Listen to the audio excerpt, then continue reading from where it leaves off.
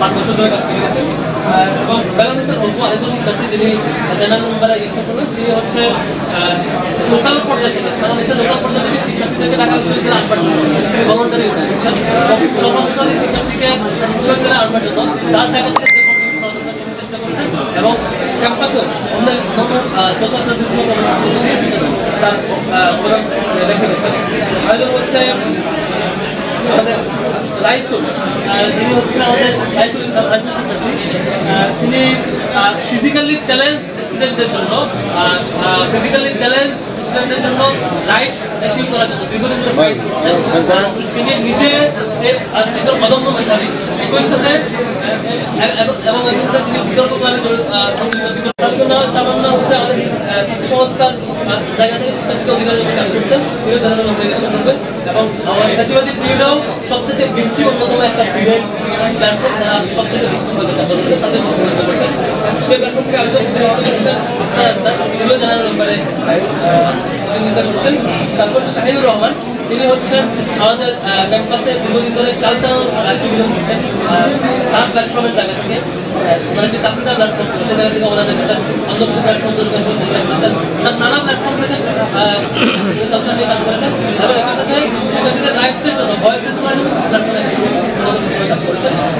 তারপর হচ্ছে আব্দুল্লাহ মাহমুদ, তিনি আমাদের তিনি আমাদের অন্যান্য সকল প্রজেক্টের সমন্বয়ে কাজ করেছেন, তিনিও জাতীয় অর্গানাইজেশন করছেন।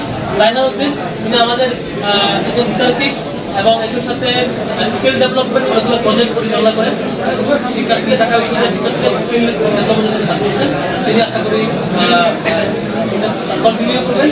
এবং একই সাথে তিনি শিক্ষার্থীদেরকে লোকাল এরিয়া থেকে ঢাকা বিশ্ববিদ্যালয়ের কাজ করতে পারবেন।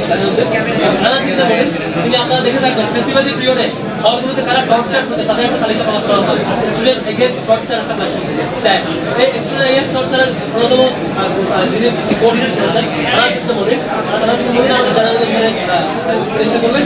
তিনি ফেস্টিভ্যালি পিরিয়ড থেকে তার শিক্ষার্থী অধিকারের জন্য ছাত্রলীগের ফেস্টিভ্যালি আশা করি কন্টিনিউ করবেন।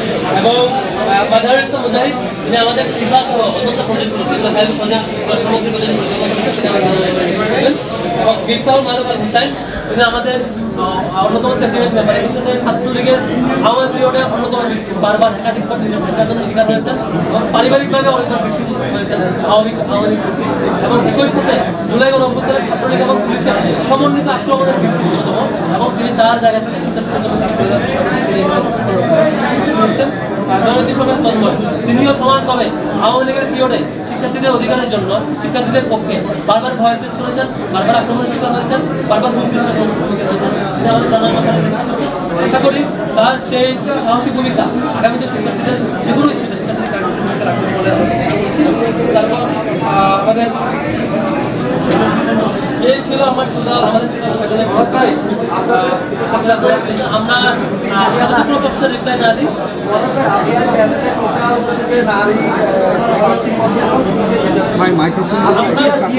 আমরা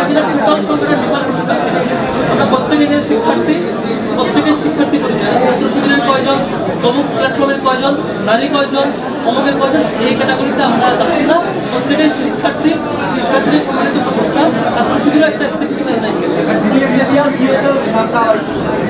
বিপিতে আমরা দিব কায়েম ভাই, জিএসএ এসএম ফরহাদ আর জিএসএ মনিটর।